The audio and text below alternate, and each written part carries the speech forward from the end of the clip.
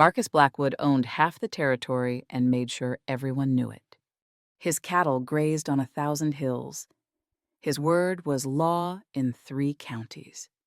And his shadow fell across my schoolhouse every single day. I stood at the window that September morning, watching his men drive a herd past the town. Dust rose like smoke against the mountains. The sound of hooves echoed off the buildings. Everything Marcus Blackwood did was loud. Everything announced his presence, his power, his absolute control over this corner of the world. I taught the children he allowed me to teach, the sons and daughters of ranch hands, farmers, shopkeepers, good children, eager to learn. But there was one student I would never have. One girl locked away in that ranch house, like knowledge itself, was contagious. Catherine Blackwood. 16 years old, beautiful, wealthy, and completely illiterate. I'd seen her at church, at town gatherings, always quiet, always watching, always dressed in the finest clothes money could buy. But something hungry lived in her eyes, something that recognized the books I carried, the primers I stacked on my desk, the words that covered the world around her like a language she couldn't speak. Marcus believed education ruined women. He said it often enough, loud enough, that everyone in 3 counties knew his position. Makes them unfit for their natural duties, he'd announced at a town meeting once. Puts ideas in their heads that have no business being there. I'd said nothing. I'd learned to live with what I couldn't change. The schoolroom smelled of chalk dust and old wood. Sunlight fell across the empty desks in strips. I ran my hand along the primer stack worn books, donated books. Books I'd bought with my own meager salary because I believed every child deserved to know their letters. Every child except Catherine Blackwood. Sometimes I wondered what it cost a girl to be 16 and not know her letters. What it felt like to see words everywhere and understand nothing. To watch younger children read while you sat in silk dresses. Pretty and useless and deliberately kept ignorant. I wondered if she felt trapped. If she knew she was trapped? I wondered if Marcus had any idea what he'd stolen from her. But those were dangerous thoughts. The kind that could cost a woman her position, her reputation, her livelihood. I was unmarried, alone, dependent on the goodwill of a community that depended on Marcus Blackwood's goodwill. The mathematics of survival were simple. I taught the children I was allowed to teach. I kept my opinions to myself. I didn't ask for more. Marcus Blackwood owned half the territory. But he didn't own me. Not yet. I heard whispers sometimes. Catherine asking questions at the mercantile.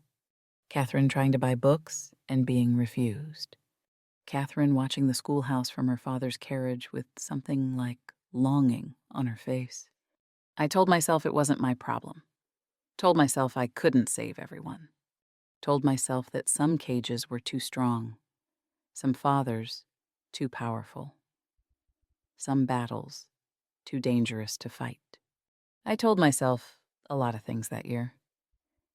The evening light turned gold across the empty classroom. I gathered my papers, my lesson plans for tomorrow. Another day of teaching other people's children.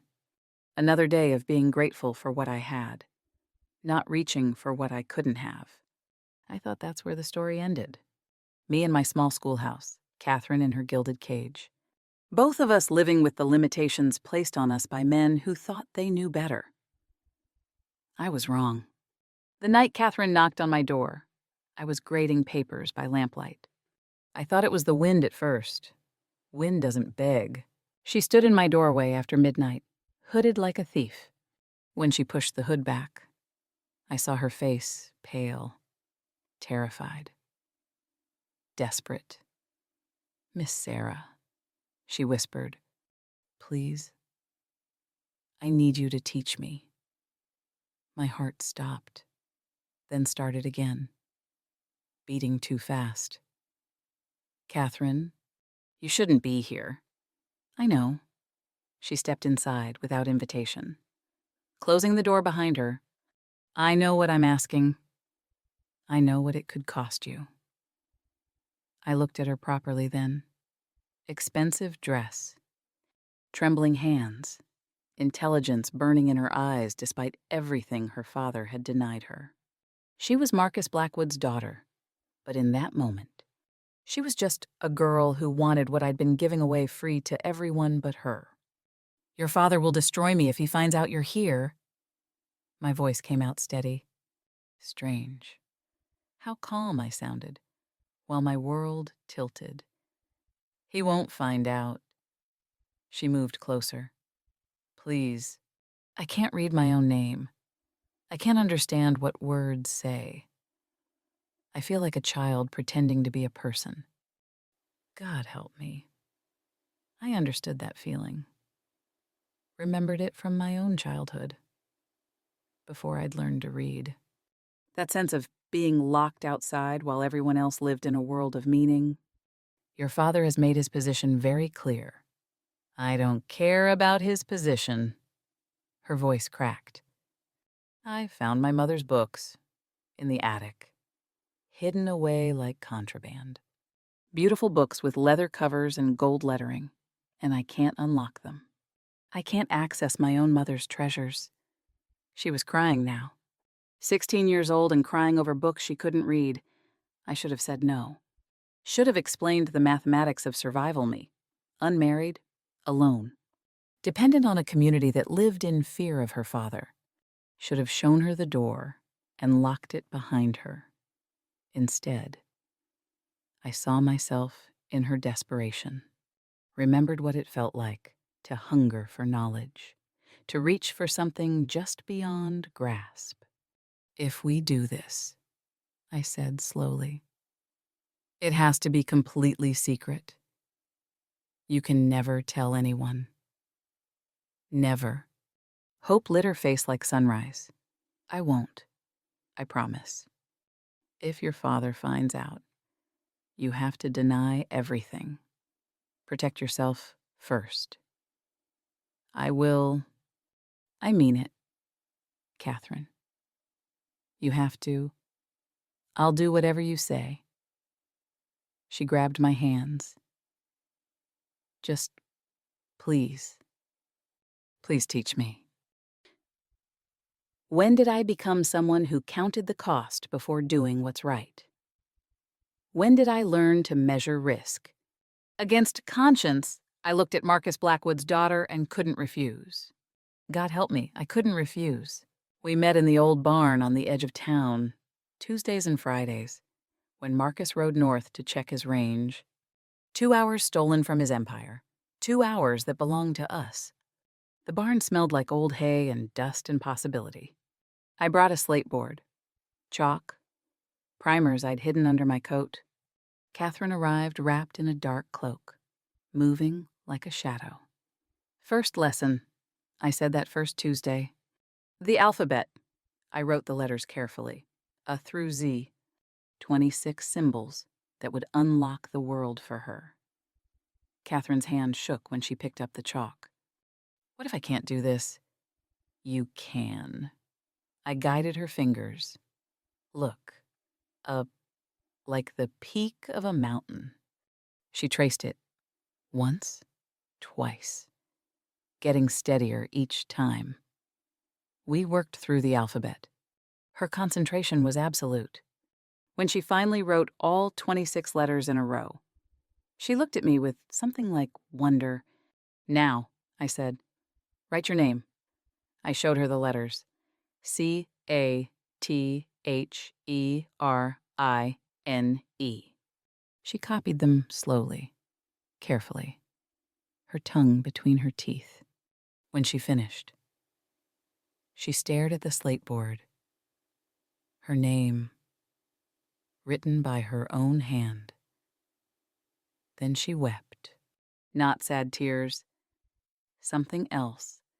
Joy and rage combined. Joy at achievement. Rage at years stolen from her. "I'm 16, she whispered. "I should have done this when I was 6. You're doing it now. I squeezed her shoulder. That's what matters. But I saw the anger in her eyes. The beginning of understanding about what her father had taken from her. Every year of deliberate ignorance. Every book denied. Every word kept from her, like a secret she wasn't worthy of knowing.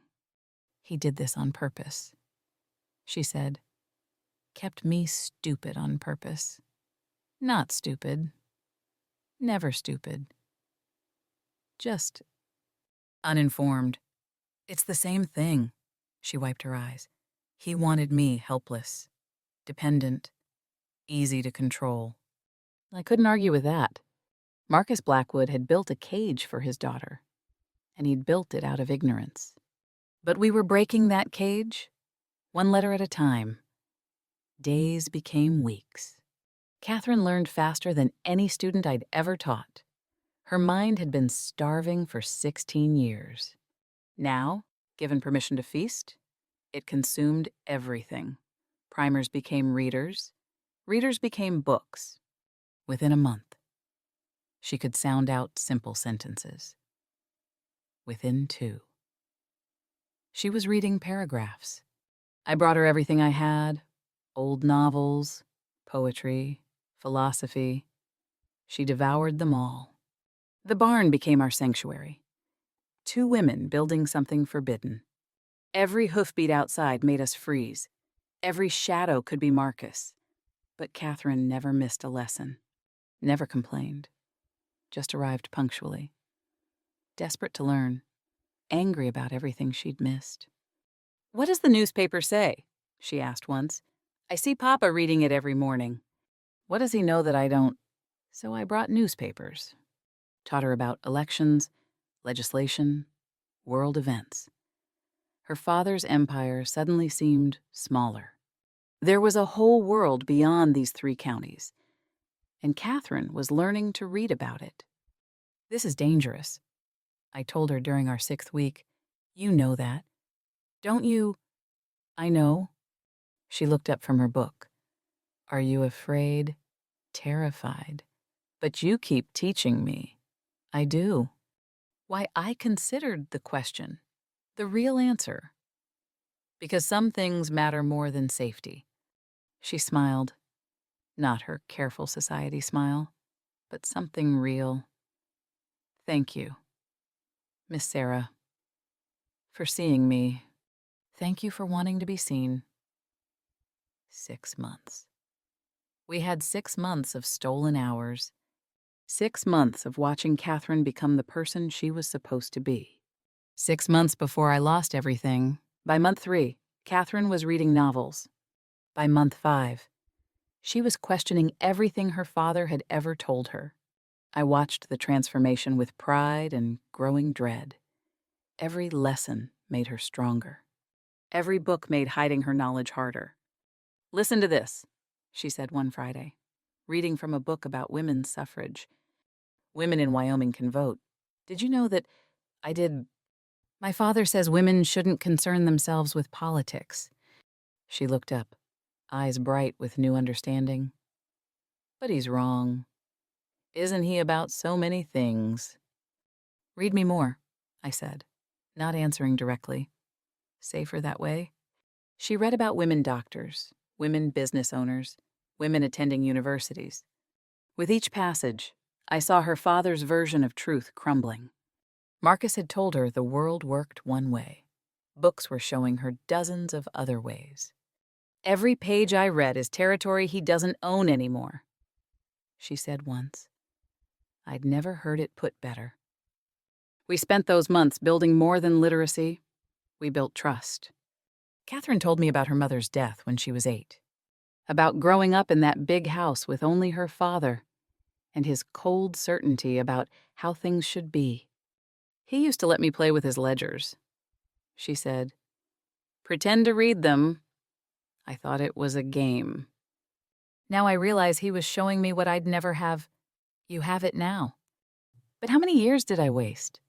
Miss Sarah. How many years did he steal? I didn't have a good answer for that.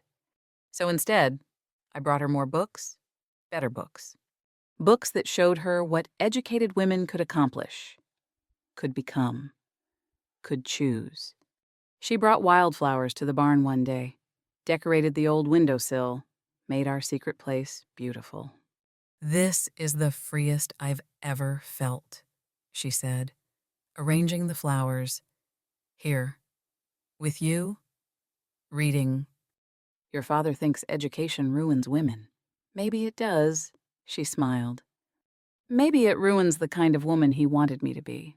Grateful, quiet, dependent." Sometimes I caught myself forgetting the danger, forgetting Marcus, just reveling in watching a brilliant mind finally set free. Catherine had opinions about everything now, about books, about politics, about the limitations placed on women. She carried herself differently, too. Stood straighter.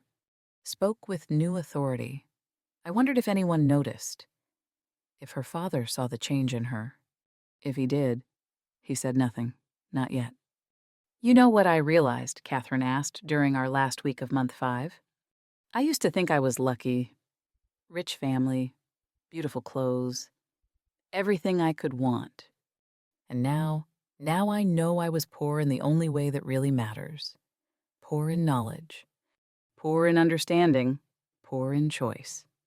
She was reading Jane Eyre that week. The part where Jane says, "I am no bird, and no net ensnares me." Catherine read that line 3 times. That's how I feel now. Like I escaped a net I didn't even know was there. "Your father built that net with good intentions," I said carefully.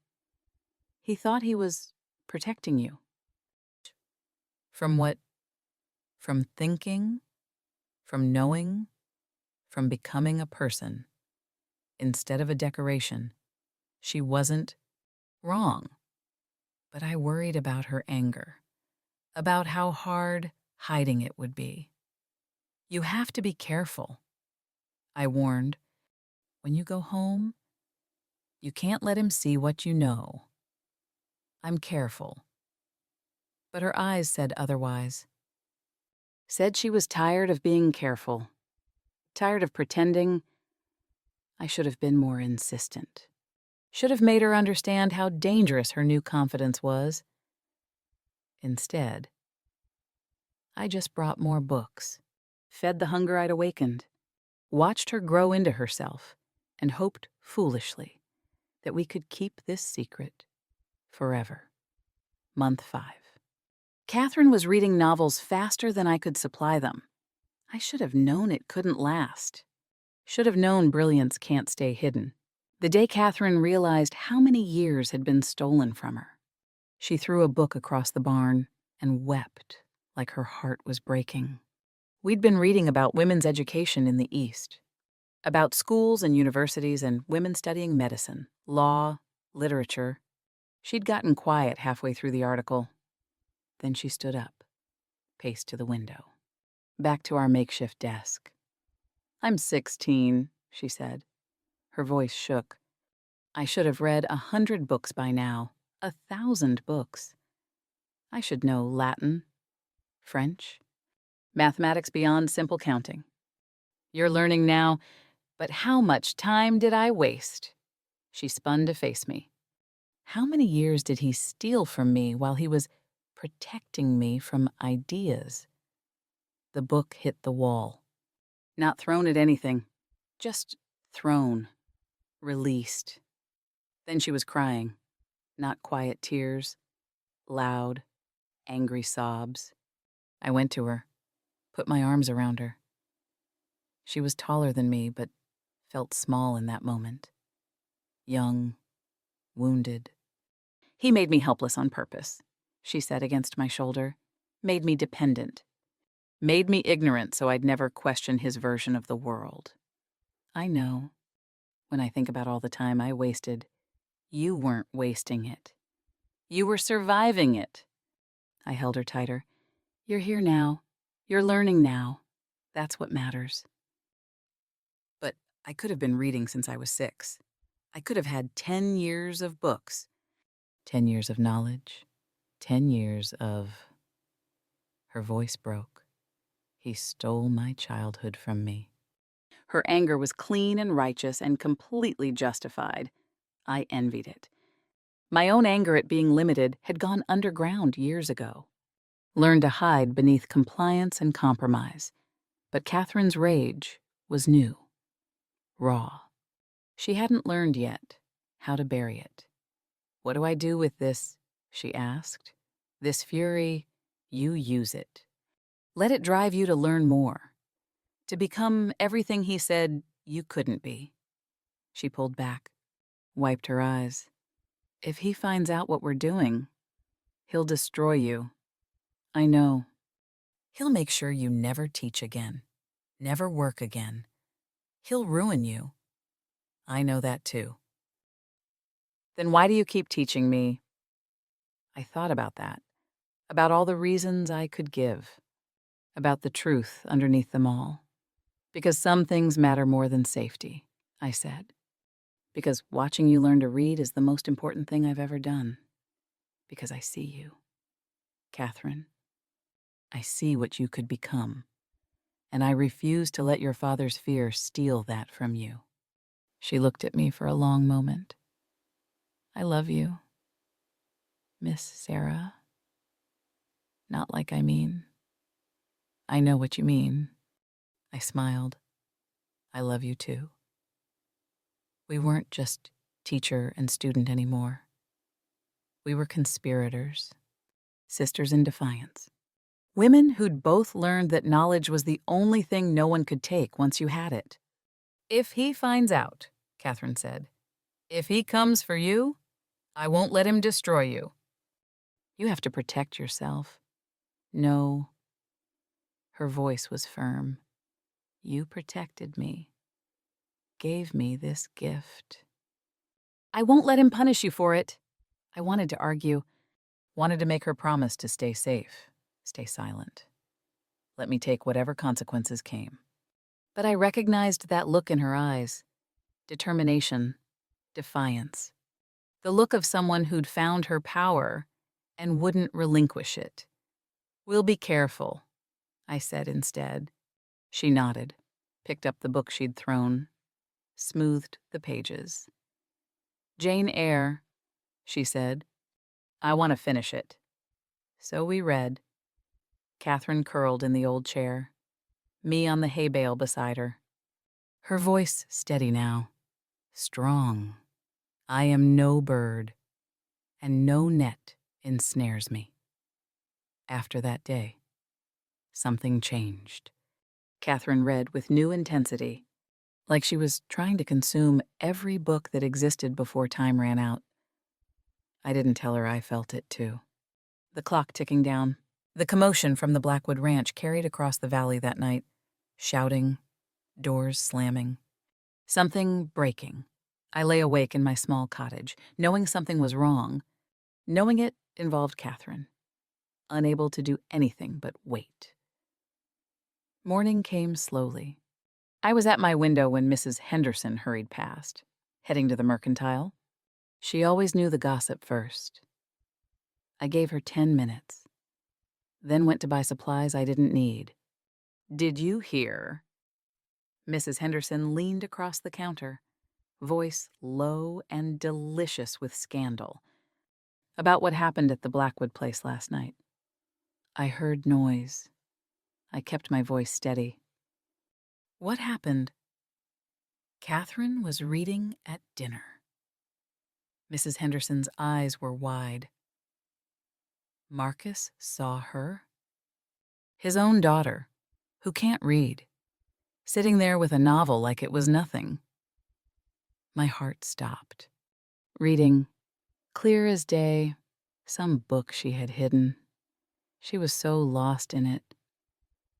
She didn't notice him watching. He asked her where she got it. She said she found it. And he asked who taught her. Mrs. Henderson lowered her voice further. She said she taught herself. I forced myself to breathe. Did he believe her? Marcus Blackwood. Believe his daughter taught herself to read from nothing. Mrs. Henderson laughed. He knows someone did this. Someone in this town taught her despite his explicit orders. And he's going to find out who. I bought flour I didn't need. Walked home with legs that barely worked. Catherine had been discovered. After 6 months of perfect secrecy. She'd brought a novel to dinner. I tried to imagine it. Catherine so absorbed in reading that she forgot to hide. Forgot the danger. Just existed in that story. That world of words. Like literacy was her natural state. Because 6 months of secret lessons had made reading as natural to her as breathing. And Marcus had seen. I knew what would happen next. The mathematics were simple. I was the only teacher in town. The obvious suspect, Marcus, would come for me. The question wasn't if, just when. I spent the day preparing, packing my few possessions, writing letters to the school board, organizing lesson plans for whoever would replace me. Strange thing about waiting for disaster. You think you'll be afraid? Mostly I felt calm. I'd made my choice 6 months ago. Now came the consequences. I wondered if Catherine was all right. If Marcus had hurt her? If she blamed herself? I hoped she remembered reading was hers now. No one could take that. Evening came. I made coffee. Sat at my small table, waited. Marcus Blackwood came for me the next morning. I was standing at my desk, organizing books. When the door slammed open, he filled the doorway, tall, angry, powerful. Behind him, the town council. 6 men I'd known for years. Men whose children I'd taught. They wouldn't meet my eyes. Miss Sarah, Marcus said. His voice was cold, controlled, more frightening than shouting. My daughter can read. Congratulations. I kept my voice steady. Literacy is a gift. Who taught her, I have no idea. Don't lie to me. He stepped into the schoolroom. You're the only teacher in this town. The only one who could have done this. I teach many children. Mr. Blackwood. None of them named Catherine. She said she taught herself. He laughed. Sharp and bitter. Do you think I'm a fool? I think your daughter is intelligent. Perhaps enough. He slammed his hand on my desk. You defied me. Corrupted my daughter. Filled her head with ideas she has no business having. The town council shifted behind him. Uncomfortable, but silent. I taught literacy. I said quietly, that's not corruption. You taught disobedience, independence. You made her question me. I taught her to read. Mr. Blackwood, if that led to questions, perhaps you should examine what you were hiding from her. His face went red. The council has agreed. You're fired. You have until sunset to leave town. I looked at the council. Mr. Patterson, whose son I'd taught to love poetry. Mr. Chen, whose daughter I'd helped through difficult arithmetic. Mr. Williams, who'd thanked me personally for turning his boy into a reader. All of them looking away now. All of them choosing Marcus Blackwood's money over what was right. I taught a girl to read. I said to them, that's my crime. No one answered. Sunset, Marcus repeated, if you're still here, I'll make sure you never teach anywhere in this territory. Never work anywhere. I'll destroy you. He left. The council followed. I stood alone in my schoolhouse.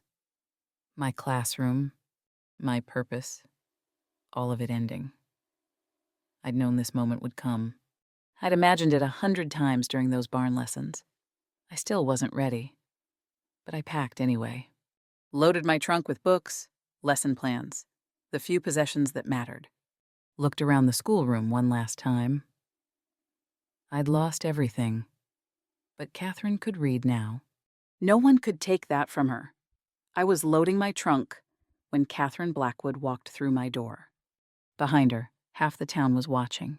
She stood in my doorway like a storm about to break. Like everything I'd tried to teach her about courage and conviction had taken root and grown into something magnificent. "Miss Sarah," she said clearly, loudly, for everyone outside to hear, "thank you for teaching me to read." "Catherine, my father is wrong." She stepped inside, closed the door, faced me with eyes blazing. "He's been wrong my whole life, and now I know it. You have to protect yourself. I'm done protecting myself by staying small." She moved to my desk, pulled a book from her cloak. "I brought this to show you. The book I was reading at dinner. It was Jane Eyre, the novel she'd been devouring." "I couldn't put it down," she said. "I was so absorbed I forgot where I was. Forgot to hide. Just existed in that story. In those words, like reading was my natural state. It is your natural state. I know that now." She sat in the student desk closest to mine. "Because you taught me, you gave me the gift. My father denied me for 16 years. Catherine, your father is powerful. If you admit he already knows, everyone knows." She smiled, small, fierce. "The question is what happens next." We sat in my half-packed schoolroom, teacher and student. Women who'd built something forbidden and now faced the consequences together. "What are you going to do?" she asked. "Leave. I suppose before sunset. Before your father makes good on his threats. And let him win. He already won. Look around." She did. Looked at the packed trunk, the empty desk, the classroom slowly being dismantled. "This isn't winning," she said. "This is him trying to erase what we did. Pretend it never happened. He can fire me, Catherine. He can run me out of town. Those aren't pretend consequences. But he can't make me unlearn reading." She opened Jane Eyre, found a page. "He can't make me forget what you taught me. Can't make me go back to being ignorant and dependent and easy to control." I'd thought I was saving her, teaching her, setting her free. I hadn't realized she was doing the same for me. "I'm afraid." I admitted. "So am I." She reached across the desk, took my hand. "But I'm more afraid of becoming what my father wanted. A beautiful, useless decoration who never questions, never thinks, never knows anything beyond her parlor. You'll never be that now, because of you." She squeezed my hand. "So I won't let him destroy you for giving me myself." "What are you going to do?" "I don't know yet." She stood. "But I do know this you taught me to read. Now I'm going to teach this town what that means." She left before I could argue, before I could tell her to stay safe, stay silent. Let me take the consequences alone. I watched her walk through my door and wondered what she planned. The afternoon dragged. I finished packing, said goodbye to my schoolroom in my head, prepared for exile. Then, an hour before sunset, I heard voices outside, many voices. I went to the window. Half the town had gathered. And in the center, Catherine Blackwood stood facing her father. I walked outside into a scene I'd never imagined. Catherine in the town square, Marcus beside her, fury barely contained. The town council, parents of my students, shop owners, ranch hands. Everyone watching. Catherine saw me, smiled. "Miss Sarah, thank you for joining us." "Catherine, what? I called a town meeting." She turned to address the crowd. "Because my father made accusations today that need to be addressed publicly." Marcus grabbed her arm. "Catherine, this is inappropriate. You fired Miss Sarah for teaching me to read. She pulled her arm free. I want everyone to know that's exactly what she did. I asked her to. I begged her to. And she gave me the greatest gift of my life. Murmurs rippled through the crowd. Marcus's face went red. You don't know what you're saying. I know exactly what I'm saying. Catherine pulled out Jane Eyre. Opened it. Read aloud, clearly. Beautifully. I am no bird, and no net ensnares me. I am a free human being with an independent will. The crowd went silent. Hearing Marcus Blackwood's supposedly illiterate daughter reading flawlessly. She taught me this, Catherine said, gesturing to me, gave me access to ideas, stories, knowledge that my father deemed too dangerous for women. And now I understand why he thought it was dangerous. Catherine, Marcus's voice held warning. Because educated women ask questions. She kept going, voice strong. We question authority. We question traditions. We question men who tell us we're too delicate, too simple, too female to handle ideas. She turned to the town council. Mr. Patterson, your son writes poetry now because Miss Sarah encouraged him. Mr. Chen, your daughter runs your business accounts because Miss Sarah taught her mathematics. Mr. Williams, your boy reads 3 books a week because Miss Sarah showed him that stories matter. The council members looked uncomfortable. Good. And what did she do for me? Catherine's voice softened. She saw me, saw past my father's wealth and my pretty dresses and my perfect ignorance. Saw a girl who was starving for knowledge and had been starving for 16 years. You have everything you need. Marcus tried. I had everything except the ability to read my own mother's will. Catherine said it quietly, deliberately. Did you know that? Father, I found it in your office. All those legal terms I couldn't understand. All those provisions Mother made that I never knew about because I couldn't read them. Marcus went pale. That's private. She left me money for education. Catherine's voice cut through his protest. Specifically for education. Money you've been holding in trust until I marry. Money she intended for me to use for school. The crowd shifted. This was bigger than literacy now. This was about inheritance, about legal documents, about a father controlling his daughter's legacy. I can read contracts now. Father, business agreements, property deeds. I can read everything you've kept from me.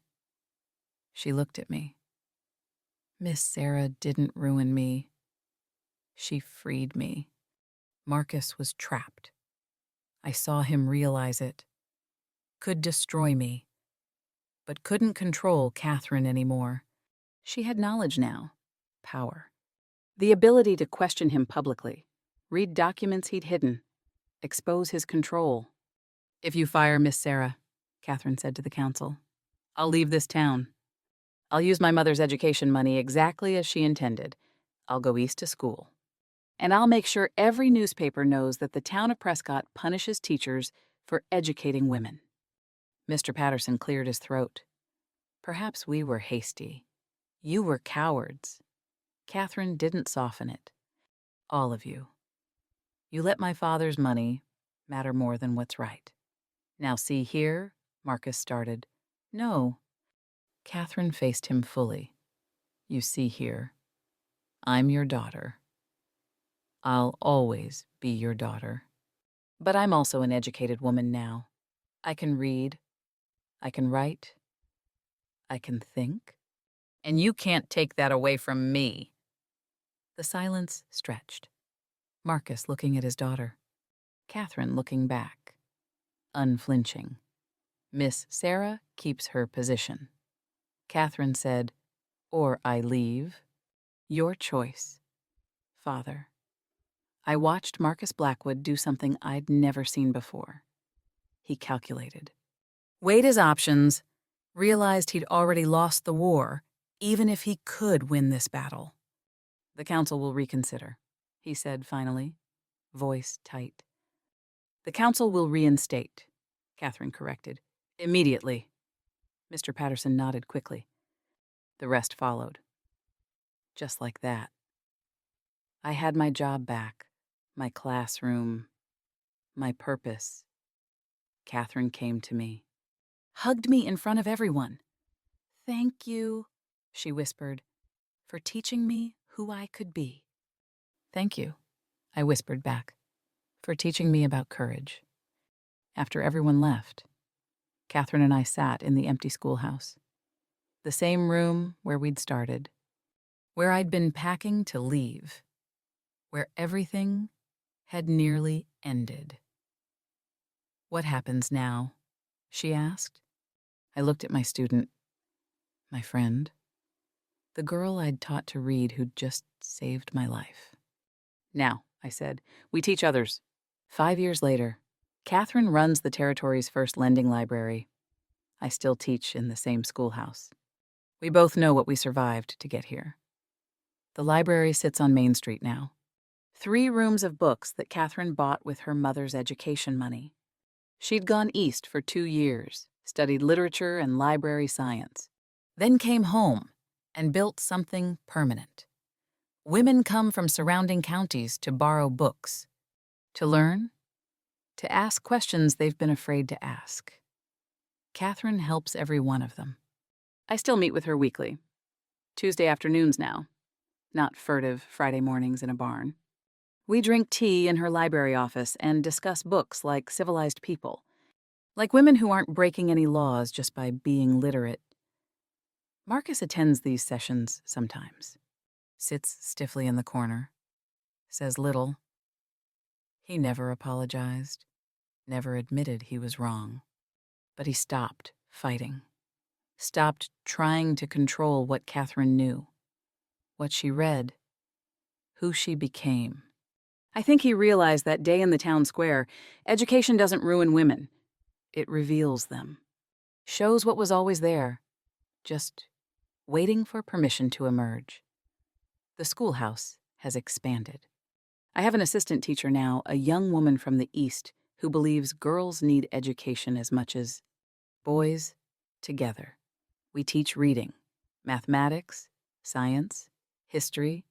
We don't separate lessons by gender anymore. Marcus complained about that too, but his daughter runs the library. His daughter saved the teacher he tried to destroy. He's learned to live with things he can't change. Funny how that works. Other girls have come to me over the years, quietly, desperately, wanting what Catherine wanted. I teach them all. Sometimes in the schoolhouse, sometimes in the library, sometimes in that old barn that we've preserved as a reminder. The barn where a rich man's daughter learned to read in secret, where education became rebellion, where 2 women built something that changed everything. I learned that teaching is always dangerous. Real teaching. The kind that doesn't just fill minds with facts, but teaches people to question, to challenge, to think for themselves. That's the kind of teaching that threatens people like Marcus Blackwood. But it's also the only kind of teaching worth doing. I learned that one student can change everything. Catherine changed me as much as I changed her.